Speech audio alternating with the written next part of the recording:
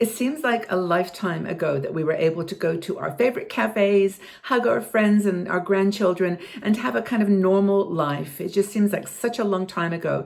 We've been in isolation, we've been in lockdown for many months. Many of you still are in that situation. And it's just been so challenging to sort of regroup and stay well and healthy over the long term. So I've got some ideas for you, things that I think you can do, very practical ways to keep strong and healthy. So important. My name is Margaret Manning. I'm with 60andMe, and I welcome you all here today. I thank you so much for being part of this journey with me. We're all on it together. Our show today is brought to you by sane Beauty. Now, sane Beauty products are for women who love their aging skin, who just love the fact that we've got wrinkles, we've got age spots, and that shows we've lived life. There's no false expectations about these products. What they do is hydrate and make you have healthy, radiant skin. So I suggest that you check out sanebeauty.com, look at their wonderful products, incredibly interesting ingredients, and how they totally understand the aging skin process. So let's talk a little bit about how to deal with this shift in our reality. The focus, of course, for many, many months has been on physical health, just staying well, staying away from this virus, and also at the same time, the psychological, mental, and social aspects. Now, one of our bloggers, Kate Gregoriak, is a doctor. Kate has been writing for us for many years, but she's taken this opportunity to talk about her top health tips as a doctor. And she's talking about what's happening in her practice, things that she is seeing, and I think it's really enlightening, and maybe you can relate to this. But what I love is that they're very practical. They're things that you can do. I mean, and we probably know a lot of these things. It's not like, oh, that's a surprise, but it's just a reminder. It's a reminder that we can't let our guard down. We have to go out, in my opinion, with masks on. We have to go out and always be washing our hands, the disinfectant, just take hand sanitizers and taking care of yourself. It's just not going to go away for a while. So critical thing too is interactions with friends, how to deal with that as well. So some of you might be feeling still a little bit frozen with fear, isolated, feeling that you just cannot cope with this anymore. It was okay at the first, well, not okay, but at the beginning, you were able to kind of deal with it. You had the emergency right in front of you. But now, 2, 3, 4 months, maybe longer later, you're still feeling that panic and that anxiety that just won't go away. Your heart rate is increasing. Maybe your blood pressure is going up. I would guess that a lot of you have gone back to the doctor or talked to your doctor, like Kate, people like Kate, to actually understand what you can do to stay healthy. But your blood pressure is so important. You're releasing cortisol, which is giving you that extra weight around the tummy. I can join that club. But you've got ways, you're trying to develop coping strategies for stress in all levels. First thing that Dr. Kate says is, and you're just going to go, of course, Margaret, is prioritize sleep. It's not a joke that you need to sleep. Now, I have, in the past had a lot of trouble waking up in the middle of the night.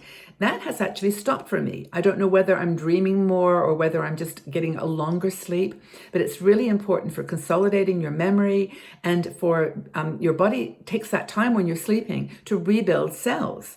And it's really, really good for your immune function. I actually didn't realize that when I first started talking about prioritizing sleep, that your body is making, I think it's T cells or there's some, cell that supports your immune system while you're sleeping. And if you're not sleeping, your immune system is suffering. So if you check out Kate's article, Dr. Kate's article, I'll leave the link below. You can read all about this, how to improve your sleep, some ideas for meditation, scent, using some medications and other things, but sleep's so important.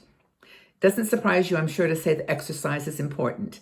I've discovered some really fun online exercise classes, yoga. I've got my yoga videos, of course. I've got a woman called, I think it's Leslie Sarson, who does Walk a Mile, and you can just walk with her. She does some sort of sideways movements, and then you're basically just walking 2 miles in 15 minutes or whatever you can do. And there's no pressure. No one's watching you. You're in your living room. You're doing it. You're having fun. And, so it's really important that you have that community feeling, that you're together as a community with someone like her. And there's another lady called McClellan, I think it's Jenny McClellan, who does very nice aerobic exercise. So the importance of community and doing things together, super important. And while we're on the topic of community, I'll just mention to you, by the way, that on our YouTube channel, we have done hundreds, I think 1,700, 1,700 videos on all kinds of topics for women over 60. Everything from fashion to travel to retirement in between. And if you really enjoy these videos and they give you some sort of strength, please consider subscribing to the channel. Just find the subscribe button below and press that. And then if you want to be told when the videos are released, just press the notification button next to the subscribe. It's really important. I would really appreciate it because it gives you a connection that I think is so valuable. So exercise is, of course, very important. Just do it. Do anything, but do something that you'll do. So that's the most important thing. Eating well is an absolute priority. Your body right now is depending on you to prepare it for the future. There may be further situations of these kinds of viruses in the future. And the healthier eating habits you get into right now are going to help you in the future. And this is eating nutrient-rich food. It's not going on a diet. It's not trying to restrict yourself. But the more carbohydrates and fatty food, bad fats, sugars that you're eating, they're not nutrient rich. So plant-based food diets, whole meal foods, whole wheat bread, things that are going to be good for your body. And if you actually go into Dr. Kate's article, you'll see she has a whole section there on how to boost your mood using food. Boost your mood using food. That should be the title. But it's a really, really important aspect of eating well, is eating nutrient-rich food. I know I started cooking when I was in this isolation moment, and I was making scones and cakes and cookies. They were fun, but yeah, the extra calories and just kind of wasted nutrition. There wasn't much nutrition. There was the social aspect. I totally think it's okay. 1 cookie a day, no problem. It's 10 cookies a day. Anyway, the other thing is, of course, stress around social stress. Loneliness is another very strong psychological, medical issue that a lot of women are facing. It's really bad for your physical health. We know this, that when you can't see people, when you can't touch people, you suffer. You suffer emotionally, and that has an impact on your health. I've talked about cortisol production. It's so important. So the final thing is, according to Dr. Kate, is to look for growth and accept change. It's a psychological thing, but it's so important to your health overall.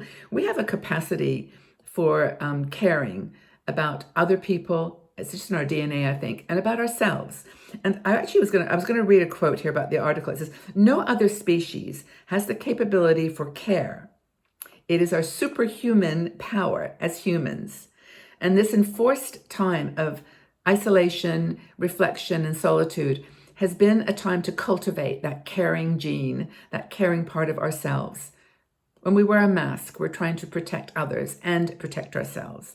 So, this is a time to embrace change, really look at yourself from all different angles, and just value the capacity you have to take care of yourself and others. It's part of what makes us so beautiful as human beings.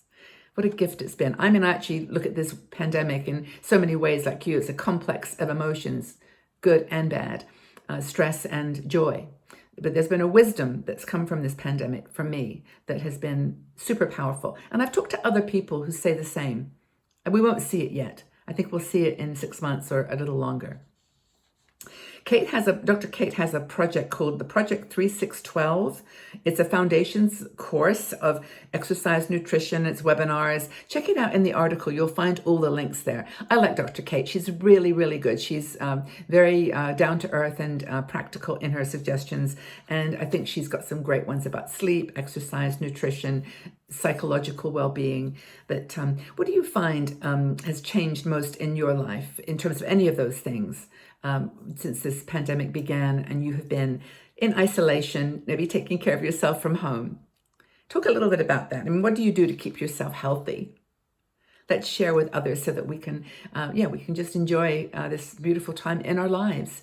It's not perfect. It's not that, it's not that good in some ways that if we feel that we're being left behind and can't do the things that we want. But hey, it's life. It's precious. Let's treasure it. Okay, everybody, well, have a really lovely day. I hope that you're doing something fun today for yourself. Take care of yourself in those areas that we talked about: sleep, exercise, nutrition, social engagement. Do it with a community online. Come join our Patreon group, patreon.com/60andme. It'd be really great to have you there. It's a smaller community, more personal and private. But thank you so much for being here, for joining us. I appreciate your time and your lovely energy. Have a wonderful day, everybody. Take good care.